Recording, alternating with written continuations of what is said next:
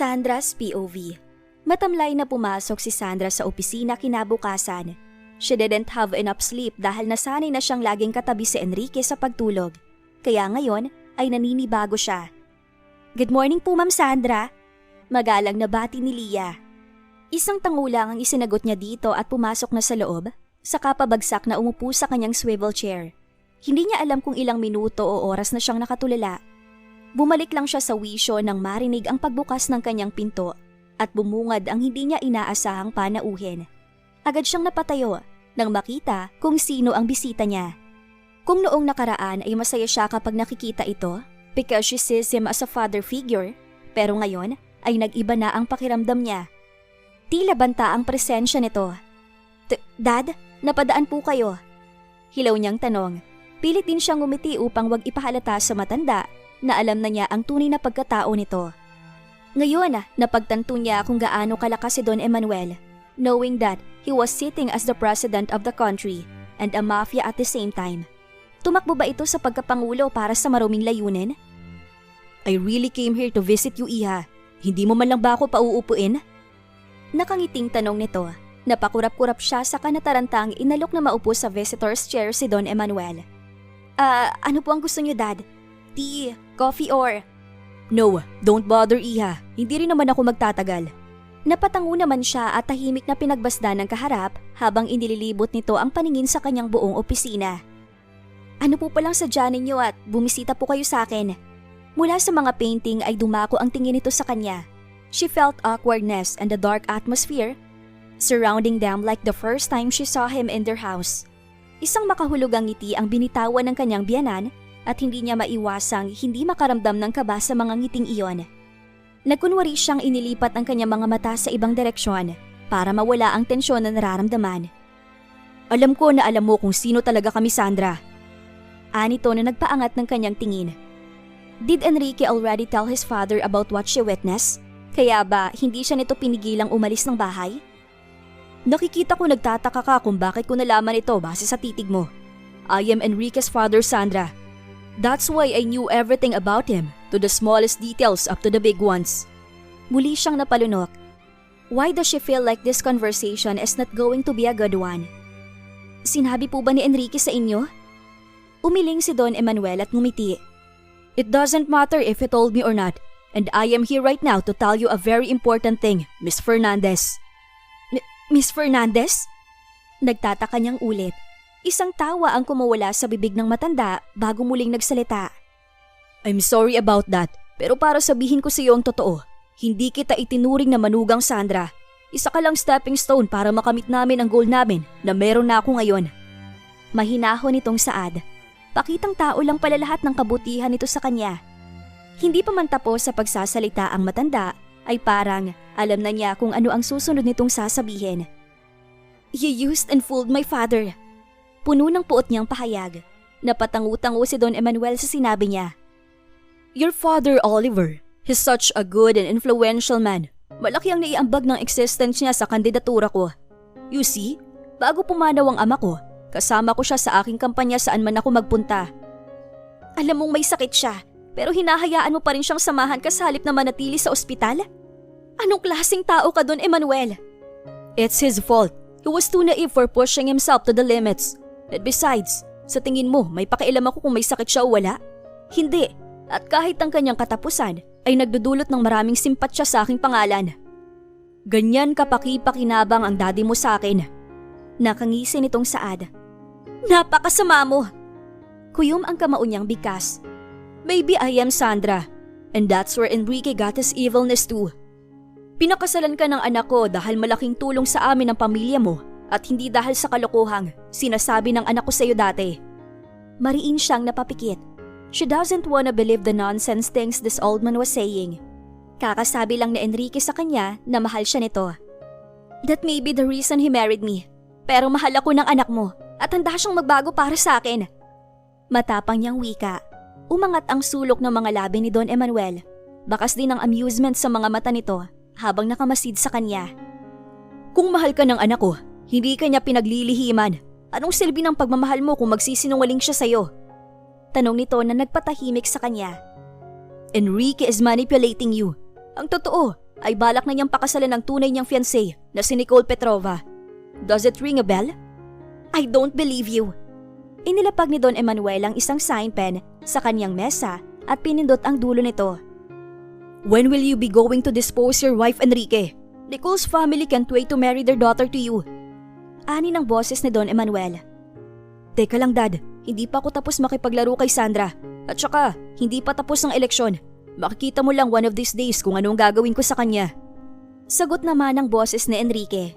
Tagaktak ang luha sa kanyang pisngi habang nakatitig sa recorder. Her heart is clenching in pain. That makes her so hard to breathe. Ngayong alam mo ng totoo. Dalawa lang ibinibigay ko sa iyong option, Miss Fernandez. Iwan mo na ang anak ko at itiko mo ang bibig mo. Mabubuhay ka. Pero pag nagpumilit ka, pareho kayong mawawala ng nanay mo. What?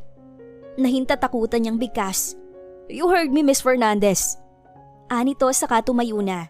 Isang beses pa siyang tiningnan ni Don Emanuel bago tumalikod at naglakad palabas ng kanyang opisina habang naiwan siyang nanghihina sa naging usapan nila. Pumasok naman si Leah at agad siyang dinaluhan. Ayos lang po ba kayo, Ma'am Sandra? Ayos lang. Leah, ikaw munang bahala dito ha. I-cancel mo lahat ng meetings ko ngayong hapon. May importante lang akong pupuntahan. Utos niya sa sekretarya. Sigurado po ba kayo? Baka gusto niyong samahan ko na lang po muna kayo. Hindi na, Leah. Kaya ko na. Aniya saka tumayo at binitbit ang kanyang bag. Pagkarating sa bahay ni Enrique, ay hindi na niya ipinasok sa loob ng gate ang kotse niyang dala. Bagkus ay naglakad siya papasok ng mansyon. Hahakbang na sana siya at papasok ng bahay nang may nakita siyang dalawang taong naghahagkan sa harapan niya. Agad na namula ang kanyang mata, kasabay ng pagsikip ng kanyang puso na parabang tinutusok ng libu-libong karayom. Itinulak ni Enrique si Nicole habang siya ay pilit na hinuhuma ang sarili para magpakatatag sa harapan ng dalawa. Isang ngisi ang pinakawala ni Nicole nang dumako ang tingin nito sa gawi niya. Kasabay niyon ay ang paglingon naman ni Enrique at rumihistro ang gulat sa mga mata nito. Sandra? Naistorbo ko yata kayo. But don't worry, I'm just here to get my remaining things. You can continue what you're doing. Malamig niyang wika. Nagpasalamat na lamang siya at hindi siya pumiyok sa harapan ng mga ito.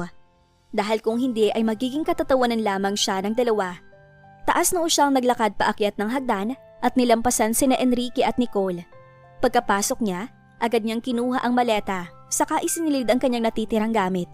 Bumukas ang pintuan, pero hindi na siya nag-abala pang lumingon at nagpatuloy sa ginagawa. What are you doing, Sandra? Packing my things, obvious ba? Stop it, and let's talk. Anito sa kamarahan siyang pinihit paharap. Sa galit niya ay mabilis niyang iwinaksi ang kamay nito at pinaningkitan ng mata. Wala na tayong dapat pag-usapan pa. Nakikita ko naman nag-e-enjoy ka rito nang wala ako. It's not what you think, Sandra. Si Nicole ang humagkan sa akin. I didn't kiss her back and I even pushed her right away. It doesn't matter, Enrique. Nakausap ko na ang daddy mo at sinabi niya sa akin ang lahat ng kailangan kong malaman. Kaagad umawang ang mga labi nito kaya sinamantala na niya ang pagkakataon. Kusa niyang tinanggal ang kanyang engagement at wedding ring na suot, saka kinuha ang kamay ni Enrique at inilagay ang mga singsing doon. This is the end of us, Enrique. I want an annulment. And let's end this relationship full of lies and pretensions. Sa kabilang banda, hindi siya magkamayaw sa kakaiyak nang abutan siya ng kanyang kaibigang si Wilma sa loob ng kanyang kondo. My God, bestie! Para ka dyang bruha! Bulalas nito at dinaluhan siya ng yakap. Mahigpit siyang yumakap pabalik sa kaibigan para doon kumuha ng lakas ng loob habang umiiyak. Pinigilan siya ni Enrique kanina na umalis pero buo na ang loob niya. No matter how much she loves him, ay hindi siya magpapakabaliw sa lalaki. Ang daming bagay na ang nakapagitan sa kanilang dalawa, kaya mas mabuti pang tapusin na lang nila kung anumang meron sila. Ano bang nangyayari sa'yo, Sandra? Kinakabahan na ako at kanina ka pa walang tigil kakaiyak. Enrique and I, we already broke up. Broke up? As in, break na kayo? Isang tango ang isinagot niya dito, bago ikinuwento sa kaibigan ng lahat. She told him every single details of her past with Enrique. Wala siyang inilihim sa kaibigan dahil alam niyang mapagkakatiwalaan niya ito. Ipeste naman pala yung lalaking yan Tamo susuntukin ko talaga yung asawa. Soon to be ex-husband mo. Nanggagalaitin itong sambit, sinamahan siya ng kaibigan sa kondo niya hanggang kinabukasan. hindi siya pumasok sa opisina niya at nagmukmuk lang sa loob ng kanyang kondo buong maghapon. She was so exhausted mentally and emotionally. Gabi na magising siya sa pagkakaidlip. Nagpaalam din kanina si Wilma na uuwi muna sa kanila dahil ipinatawag ito ng daddy niya, kaya mag-isa lang siya ngayon. Dahil tinamad siyang magluto, ay instant noodles na lang ang hapunan niya. Wala rin naman siyang ganang kumain. 8:00 ng gabi nang muling bumalik si Wilma para samahan siya. Laking pasasalamat na lang talaga niya at may kaibigan siyang handang dumamay sa pinagdadaanan niya. Kasalukuyan silang nanonood ng pelikula pero wala naman doon ang atensyon niya nang bigla na lang nagsalita si Wilma. "Bestie, anong gagawin mo if ever na pumunta si Enrique dito at humingi ng tawad sa'yo?" "Wala akong panahon makipaglokohan sa kanya, kaya mas mabuti pang wag na lang siyang magpakita sa akin, bes." Tamad niyang sagot. Nagkibit-balikat si Wilma sa naging tugon niya at nilantakan ang banana chips na nakalagay sa coffee table. "Kailan ka pa nahilig sa ganyan, bestie? Naalala ko nung high school tayo, ayaw na ayaw mo sa ganyan." Wilma hates banana chips at hindi rin ito kumakain ng saging, kaya naninibago talaga siya sa kaibigan. "Ewan ko ba, best? Pakiramdam ko ang sarap nitong banana chips ngayon. Bagong favorite ko na nga to eh." Nawiwirduhan siyang nakatitig dito at ipinagsawalang bahala na lang ang pagbabago ng kaibigan. Maya-maya ay napalingon siya sa salamin na dingding ng kanyang kondo kung saan tanaw niya ang kalawakan ng syudad. Malungkot ang langit habang malakas ang pagbuhos ng ulan. Parang nakisama talaga ang panahon sa pagdadalamhati niya. Hanggang 11:30 ng gabi nang makarinig sila ng doorbell sa kanyang pinto.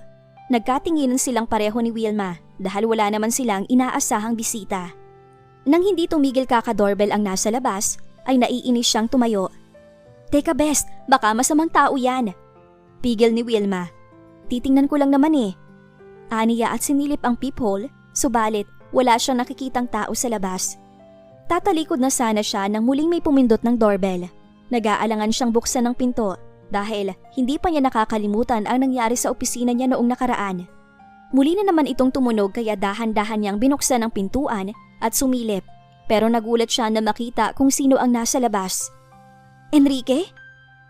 Sandra." Kandabulol nitong sambit. Pinagmasdan niya ang lalaki at kitang basang-basa ang damit nito. Tiningnan niya ito sa muka at nahuling nakatitig din ito sa kanya sa mapupungay na mga mata. Palatandaan na lasing ang lalaki. "Hindi ka dapat nandito, Enrique. Umalis ka na." Malamig niyang wika at takmang pagsasara nito ng pinto, subalit mabilis siya nitong pinigilan. "Please Sandra, let me stay for the night." "Umuwi ka na, Enrique." Pagpupumilit pa niya, pero nanlaki ang kanya mga mata dahil pagewang-gewang itong naglakad palapit sa kanya. Natigilan siya nang yumakap ito sa kanya at walang lakas na nagpaubaya. Kung hindi pa siya agad nakahawak sa hamba ng pinto, ay pareho silang babagsak sa sahig. Sandali! Bestie? Sino yan? Tulungan mo ko, Bestie. Si Enrique ba to? Anong nangyari? Ewan ko, lasing yata eh. Naku, nagpakalasing ang lolo mo, tapos bagsak naman pala. Sad boy ang peg? Bestie? Saway niya dito. Natatawang lumapit si Wilma sa kanya, pero hindi pa man sila nakapagsasara ng pinto nang dumating ang boyfriend ng kaibigan niya, si Henry. At saan ka na naman galing, Mr. Tuazon? Kanina pa ako tawag ng tawag sa'yo. Mataray na tanong ni Wilma. Kita niyang napakamot ng noo ang lalaki, habang parang asong bahag ang buntot na nakatingin sa kaibigan niya. Sorry babe, lasing kasi yung bugok na yan at hinabol ko pa na mag-drive siya mag-isa. Paliwanag nito. Pwede ba mamaya na kayo magtalo at tulungan niyo ako dito? Mabilis namang tumalima si Henry at inalalayan si Enrique paakyat sa kanyang silid. Peste talaga, kalalaking tao pabuhat kapag lasing. Nakabusangot na sambit ni Henry. Ilang balding alak bang nilaklak niyang kaibigan mo at nanakdaw na lang bigla? Usisa ni Wilma. Ewan, pero parang kahapon yan walang tigil kakainom. May isa pa akong kwarto dito, Best. Doon na lang muna kayo ng boyfriend mo para makapagpahinga na kayo. Pag-iiba niya ng usapan. Okay, ayos lang ba sa'yo na maiiwan na namin kayo dito? Tumango siya at pilit nang umiti. Ayos lang ako, Bestie. Ako nang bahala sa kanya. Tuluyan na nagpaalam ang dalawa at inuko pa ang silid sa kabila. Siya naman ay nanatili pa rin nakatayo sa paanan ng kanyang kama habang pinagmamasdan ang tulog na si Enrique. Isang araw pa lang ang nakalipas pero miss na niya ito. Nagpakawala siya ng malalim na hininga sa kanilapitan si Enrique para tanggalin ang basa nitong damit. Akmang hahawakan niya ang lalaki nang bumulong-bulong ito. I'm so sorry. I'm so sorry. Sorry agapi mo. Don't leave me please. I didn't mean to lie. I'm sorry. Pinahid na lang niya ang namumuong luha sa gilid ng kanyang mata at sinimulang tanggalin ang polo shirt nitong suot. Napagtanto niyang ito ang suot na Enrique nang huli silang magkita sa mansyon. Napapitlag siya nang mahigpit na hinawakan ni Enrique ang kanyang kamay upang pigilan siyang tanggalin ang natitirang botones nito. Don't! My wife will get mad. Magkakasakit ka kapag hindi natin to tinanggal, Enrique. I don't care. Just don't touch me. Hinintay muna niya itong makatulog ng mahimbing bago niya tuluyang tinanggal ang damit nito. This man was lucky that she has some spare oversized t-shirt at yun ang ipinasuot niya dito. Pagkatapos niya itong bihisan, ay naisipan niyang bumaba para uminom ng gatas. She's not sure if she can sleep knowing that Enrique is with her. Pagdating sa kusina ay naabutan niya si Henry na umiinom ng kape. I'm sorry if pinakailaman ko ang kusina mo. Ayos lang. Aniya sa kaisang tipid na nginitian ng lalaki bago nilampasan papunta sa refrigerator. Can't sleep? Tanong nito na makita siyang nagsali ng gatas sa baso. Parang ganun na nga. Is it because of Enrique? Siguro. My friend, he loves you, Sandra. Bakit hindi mo subukang kausapin siya at pakinggan ang kanyang panig? Nilalakad mo ba ang kaibigan mo sa akin? Hindi naman. I just thought you should know. Know what? Totoo naman na sa una, walang nararamdaman si Enrique para sa'yo o kahit kanino. Ikaw ang first love niya. Natatawa nitong salaysay. Kahit papaano ay bahagya din siyang napangiti sa sinabi nito. It's overwhelming that she was his first love.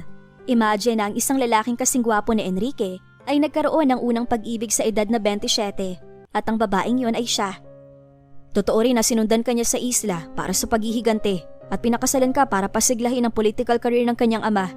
Pero mahal ka na niya higit sa lahat, Sandra. Kahit na handa siyang iwan ng kanyang mga tauhan at organisasyon para sa'yo. Dagdag pa nito. But his father gave me a recorder, Henry. Enrique will get rid of me one of these days. Malungkot niyang lahad. His father doesn't want him to leave, Sandra. Kaya naman ginagawa nitong lahat para masira kayo ni Enrique. Ang pagpili sa iyo ay nangangahulugan ng pagsuway at pakikipaglaban sa buong Tanato Organosi at iba pang mga alyansa ng pamilya. Is that his organization? Yes. Alam kong wala akong karapatang manghimasok sa kung ano man ang nasa pagitan niyo. But I am also his friend and I can't watch him get wrecked. Don Emmanuel is now moving to marry him off to the Petrovas. He needs you to fight with him, Sandra. You are his biggest strength. Ika nga nila, it takes two to tango. Natulala siya at sandaling natahimik habang pinoproseso ang mga sinabi ni Henry. Naramdaman niya ang pagtayo ng binata, kaya nag-angat siya ng tingin dito. Pag-isipan mong sinabi ko, he may not be perfect, but he's willing to learn. If you love him, don't let him go. Love may be painful, but that's the way it is. Nandito lang kami sa likod at handang sumuporta sa inyo. Wala sa sarili siyang naglakad pabalik sa kanyang silid habang iniisip ang naging usapan nila ni Henry. Pagkapasok sa loob ng kanyang kwarto, ay napalinga siya sa kama kung saan naroon si Enrique at mahimbing na natutulog. She doesn't know what to do anymore. Things are way too complicated than what she expected. Pagod siyang humilata sa sofa at sinubukang ipikit ang mga mata. Pipilitin niya ang sarili na makatulog kahit konti man lang at hindi naman siya nabigo dahil mabilis siyang tinangay ng antok. Kinabukasan, nagising siya dahil sa mumunting sikat ng araw na tumago sa salaming dingding ng kanyang kondo. Dahan-dahan siyang umunat pero agad ding natigilan nang mapagtantong nasa kama na siya at wala sa sofa kung saan siya nahiga kagabi. Inilingan niya ang tingin sa paligid, subalit hindi niya nakikita si Enrique sa loob. Did he leave already? Bahagya siyang nakaramdam ng kahungkagan sa puso pero ipinilig na lang niya ang kanyang muka at pinilit ang sarili na bumangon. She can't take too much break from the office at baka sabihin siya ng board na inaabuso niya ang kanyang posisyon bilang CEO ng kumpanya, lalong-lalo na sina Mr. Kasayuran at Eden. Habang pababa siya ng hagdan, ay nakarinig siya ng kalansingan ng kubyerto sa kusina. Marahil ay si Wilma yon at naghahanda ng almusal nila. Hindi na siya nag-abala pang mag-ayos ng sarili at dire-diretsyong tumakbo patungo sa kusina. Good morning! Nabitin sa era ang iba pa sana niyang sasabihin nang makitang hindi si Wilma ang naroon, kundi si Enrique na nakatayo sa may countertop habang hawak ang isang pancake maker. Sandali siyang natulala, lalo na at wala itong suot na pang-itaas at tanging boxer shorts lang ang pang-ibaba. Namumulawan lang naman ang mapipinto nitong muscles at lalong-lalo na ang anim na pandesal nito. Lihim niyang kinastigo ang sarili. Hindi siya lubos makapaniwala na nagawa pa niyang panabikan ng lalaking ito. Nababalo na yata siya. "Morning." Bati nito sa kanya sa paos na boses, saka nag-angat ng tingin sa gawin niya. Hindi siya agad nakasagot. She was again mesmerized with his electric blue eyes, like what she always does. Anong ginagawa mo?" Pinagmasdan niya ito at hindi maiwasang bahagyang mapataas ang kilay niya. Why does he seem so comfortable in her place? Gayong, hindi pa naman sila magkabati. Just making some breakfast for the two of us. Maaga pa lang umalis ang kaibigan mo kasama ang boyfriend niya." Tugon naman ito. Napailing na lang siya. Naalala niya noong nakaraang araw kung gaano nang gagalaiti ang kaibigan niya kay Enrique at nangako pa itong susuntukin ang asawa niya. Pero heto siya ngayon at iniwanan na mag-isa kasama ang magaling na lalaki. Hindi mo na ako kailangan ipaghanda ng almusal, Enrique. But you can still eat what you made. Pagkatapos ay pwede ka nang umalis. Aniya sa malamig na tono at agad na itong tinalikuran. Ilang hakbang pa lang ang nagagawa niya na magsalita ito na nagpatigil sa kanya. "Are you really going to treat me this way?" Hindi man siya lumingon, ay alam niyang naglalakad ito patungo sa gawin niya. She can't control her heart from beating wildly around his presence. Kaya naman, kumuha siya ng malalim na hininga para kalmahin ang sarili. "Are you really going to ignore me and drive me away without hearing my side? Ang unfair mo naman, Sandra." Sa sinabi ni Enrique ay agad siyang napalingon dito at pinanlisikan ito ng mga mata. "Unfair? How about you and your father? You used both me and my father para matupad ang gusto ng daddy mo, hindi ba? Ginamit niyo kami para sa sariling interes niyo." "Listen, Sandra. That was before I met you. Oo, aaminin ko. Ganun nga ang plano namin. But everything changed after I met you. You win over me. And I don't have a plan on letting you go anymore. Mahal kita. At yun ang tanging dahilan kaya nandito pa rin tayo sa relasyong ito." Dahan-dahang naglakad si Enrique sa harapan niya. She saw tears stream down from his eyes, kaya hindi na rin niya napigilan pa ang sarili na maiyak din. Why does it have to be this complicated? Gayong, nagmahal lang naman siya. "Alam kong patuloy kong sinira ang aking pangako tungkol sa pagiging tapat sa iyo. Pero nangako ka din na mananatili ka sa akin kahit anong mangyari. May ipinapahiwatig ka ba dito?" Sarkastiko niyang tanong dahil para sa kanya ay walang mali sa ginagawa niyang pagtataboy dito ngayon. "No, I know it's my fault that you can stay. But please, Sandra, don't give up on me. Can you? Can you hold on to me?" Biglang nanlaki ang kanya mga mata nang makita ang kusang pagluhod nito sa kanyang harapan at niyakap ang kanyang mga binti. "What are you doing, Enrique?" "Wag mo kong bitawan, Sandra. Just hold on so I can have the strength to fight them off too. Mag-asawa na tayo. Let's fix this. Wag nating hayaan na masira nila tayo." "Ang kasal na to ay sira na, Enrique. Alam mo bang nagbanta ang daddy mo na papaslangin ako at ang mami ko para layuan ka lang? Sa tingin mo ba may mangyayaring maganda kapag nagsama pa tayong dalawa?" What? He threatened you?" Gulat nitong tanong. "Yes, Enrique. At hindi ko hahayaang makompromiso ang mami ko dahil lang sa gusto nating mag-work ang pagsasama natin. I already lost dad at ayokong pati si mami ay mawala din." Nanatiling nakayuko si Enrique habang nakasalampak pa rin sa sahig. Hindi niya alam kung ano ang iniisip nito. Subalit, hindi nakaligtas sa kanyang paningin ang pagkuyom ng kamao nito. "Staying and making our marriage work means fighting against your father. Kaya mo ba talagang kalabanin ang daddy mo para sa akin? Pamilya mo siya, Enrique, at hindi ibang tao lang. Like me, siya na lang rin ang natitira sa'yo." "But I can't live without you, Sandra. Walang ibang importante sa akin kundi ikaw lang. Kaya gagawin ko ang lahat para lang makasama ka. I don't care kahit sino pa ang kakaharapin at kakalabanin ko." Napakapasaway talaga ng lalaking to and she doesn't know how to deal with him anymore. "Just leave me for now, Enrique. Masyado pang magulo ang isip ko." Aniya at iniwan na ito sa salas. Pagkatapos niyang maligo ay agad na siyang nagbihis ng damit pang opisina. Pagkababa niya ng kusina ay nakita pa rin niya ang pancakes na naiwan sa countertop. Maybe Enrique already left while she was having shower in the bathroom. Plano na sana niyang lumabas ng kondo pero natigil siya Nang manuot sa kanyang ilong ang amoy ng nalutong pancakes. Para siyang hindi mapakali, kaya naman naisipan niyang lapitan iyon. It won't hurt if she'll have even just one bite, right? Kumuha siya ng isa at inamoy muna iyon bago tinikman. Napatangu-tangu naman siya nang sumayad na sa kanyang labi ang lasa ng pagkain. This would be tastier with condensed milk. Kausap niya sa sarili at agad na hinalungkat ang laman ng kanyang fridge. Maya-maya pa at hindi na lang niya namalayang naubos na pala niya ang 10 pancakes na niluto ni Enrique. Napahawak pa siya sa kanyang sikmura dahil sa satisfaction na kanyang nararamdaman.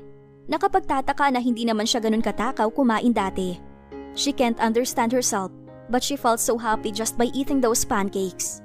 Para tuloy siyang biglang inantok at napahikab pa, but she needed to go to her office today kahit pa parang tamad na tamad siyang gawin iyon. Pagkarating sa parking lot, ay dumiretso na siya ng sakay sa kanyang Audi at pinaharurot iyon palabas ng condominium building. Tahimik siya nagmamaneho nang tumunog ang kanyang cellphone at nakita ang numero ni Enrique. She remained focused on the road at inignora ang lalaki, subalit ayaw pa rin itong tumigil sa kakatawag, kaya napilitan siyang sagutin iyon. Ano na naman ba? Watch out, Sandra, it's an ambush, may mga sumusunod sa iyo. Nangunot ang kanyang noo sa sinabi nito at tiningnan ang kanyang rearview mirror, pero ganun na lang ang palalaki ng kanyang mata nang may tumapat sa kanyang motorsiklo at tinutukan siya ng armas. Dahil sa labis na gulat ay diniinan niya ang tapak sa gas at pinaharurot ang sasakyan, kaya tumama ang bala sa salamin ng backseat. Nang bahagyang makalayo sa humahabol sa kanya, ay hindi niya napigilan pa ang sarili na mapaiyak sa nangyari. Are they really going to finish her? For real?